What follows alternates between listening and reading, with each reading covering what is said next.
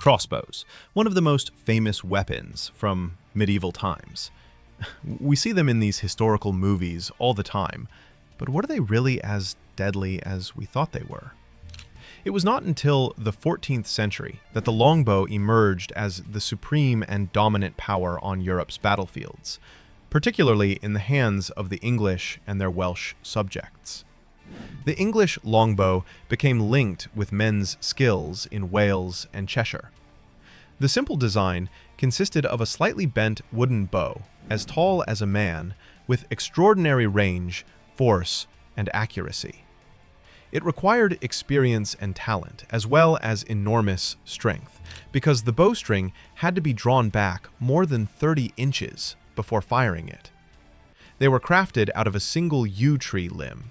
It took months, if not years, to make one, because it had to be dried and then gradually manipulated into the desired shape. Cheaper variants of the longbow were also created, but they were composed of poorer materials and hence took much less time to make. However, they tended to distort quickly, making them imprecise, and they frequently fell apart. English archers were frequently not serving as soldiers, therefore they utilized their longbows to hunt and produce food for their families.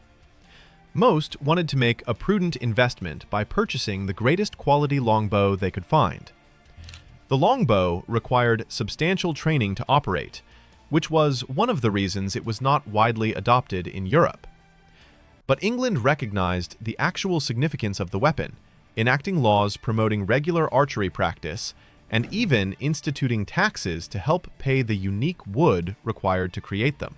To demonstrate the significance the English put on the military utility of the longbow at its pinnacle during the medieval era, an English army was typically composed of more than half longbowmen. The longbow was accurate up to roughly 250 feet, but in excellent conditions and with competent archers, an arrow might go about 1,000 feet. Though accuracy was only effective when fired in mass at such long distances, when used in a large formation of rank upon rank of longbowmen, they could be a devastating and effective force, as demonstrated at Crécy in 1346, and again at Agincourt in 1415, where the English defeated the French by firing massive volleys of arrows in coordinated unison. It was discovered that the ideal methods for deploying these types of archers were to deploy them in huge groupings and utilize them as artillery, hitting the oncoming enemy with wave after wave of arrows falling down from high above. Longbowmen were sometimes able to shoot 3 to 6 arrows per minute, and were frequently issued between 60 and 72 arrows for the duration of the conflict. However, this would involve a significant amount of physical effort, and archers would rarely attempt this firing pace. The crossbow, on the other hand, was favored by few European armies, and could only shoot at a fraction of this rate. Archers were vulnerable in hand-to-hand combat, since they were minimally equipped and armored. To counter this, they would be stationed behind a defensive line of troops or a natural defensive topographical feature, such as a slope or purpose-built ditch. Initially, longbowmen used very precise but expensive broadhead arrows. However, as time passed, these units required something less expensive and capable of countering the tendency of medieval infantry becoming more heavily armored, particularly knights. So, they began to employ heavier, bodkin arrowheads and shafts, which were chisel-shaped and less expensive to manufacture. This was the medieval equivalent to an armor-piercing round. Though knights' plate armor remained difficult to breach, by the 16th century, the longbow had seen better days, as ever-improving muskets and cannons began to dominate the battlefield. The last reported employment by genuine army troops was in extremely small numbers during the English Civil War in the 1640s. However, during World War II, an eccentric, highly decorated British commander known as Mad Jack Churchill successfully employed both a longbow and a sword in combat with German soldiers. Although the longbow as a military weapon has long been outdated, it remains popular for recreational purposes, such as hunting and target practice. It also has a special position in English culture, as it is regularly mentioned in medieval-themed legends and connected with English heroes such as Robin Hood. Now, here's where things get interesting. Crossbows were capable of piercing armor, chainmail, light plate, even some wood. But when it came to heavy plate armor, the kind knights wore, crossbows started to struggle. They could penetrate, but it was only with specific types of bolts and at the right angles. And that wasn't always the case. A knight in full armor? Well, a typical medieval crossbow bolt wasn't going to punch through that unless it was tipped with something special, like a bodkin point, an armor-piercing tip designed for just this purpose. But even with that, it wasn't a given that the crossbow would deliver a fatal blow. Sure, a bolt might embed itself in the armor, or if it hit a vulnerable spot, like a gap in the armor, it could do some serious damage. But, more often than not, it was more about causing injury than outright death. A bolt could tear through your leg or your arm, but unless it hit a vital area, you'd still be in the fight. But let's talk about the speed of crossbow fire. Now, here's where crossbows started to show their big flaw. See, one of the things that made longbows so devastating was that archers could fire a ton of arrows in a short amount of time. I mean, a trained archer could easily fire 10 to 12 arrows per minute. But with a crossbow, even with the best design, you're lucky to get one bolt off every minute or two. And that's on a good day. So, if you're up against a group of enemies, especially a cavalry charge, your crossbowman was probably going to be overwhelmed before he could even reload. And we all know that reloading a crossbow? Yeah, that wasn't a quick task. You had to crank the string back, lock it into place, and then load the bolt, every single time. If you didn't have a cocking device like a windlass or a goat's foot, yes, that's a real thing, it was a pretty strenuous process.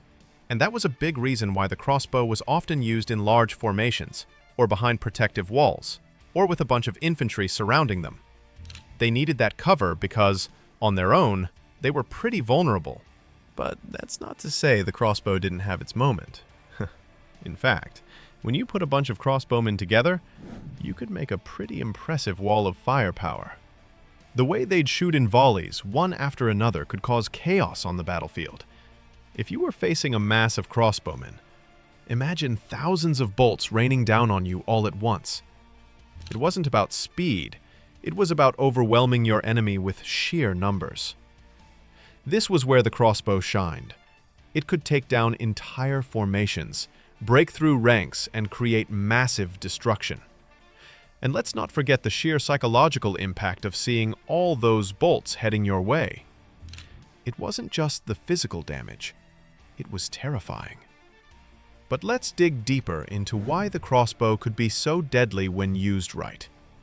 In the right hands, with the right kind of training, the crossbow was very effective. But let's also talk about the types of bolts that made them so lethal. The typical bolt, a quarrel, was heavier than an arrow, and this weight meant that it could deliver more force. A crossbow with the right kind of bolt could punch through flesh, bone, and even light armor. If it hit something soft, like a skull or an unprotected face, the damage could be catastrophic. And that's another reason why the crossbow was deadly. It didn't just wound, it often disabled. But what about its long-term effectiveness? Well, as gunpowder weapons started to take off in the 15th and 16th centuries, the crossbow's usefulness began to wane. Guns could shoot faster, reload quicker, and deal even more damage at longer ranges. And so, by the end of the 16th century, crossbows started to disappear from the battlefield. But here's something interesting. Even as a military weapon, the crossbow didn't just disappear completely. You'll find that crossbows continued to be used in some forms throughout the centuries, albeit not on the front lines. They transitioned into sport and hunting, especially after firearms became the dominant force in battle. Even today, crossbows are still popular for target shooting and hunting. It's just a different kind of deadly now. So, how deadly were medieval crossbows really? Well, they were definitely dangerous, especially when massed together. They were a game changer for the common man in battle, offering an easier, quicker way to cause damage. But were they the all-powerful, invincible killing machines we sometimes think of? Not really. They had limitations, and when compared to the longbow or later firearms, they just couldn't keep up. But in their time, they were a force to be reckoned with, and they shaped the way wars were fought for centuries. And maybe that's the most deadly thing of all, the way a weapon can change the course of history.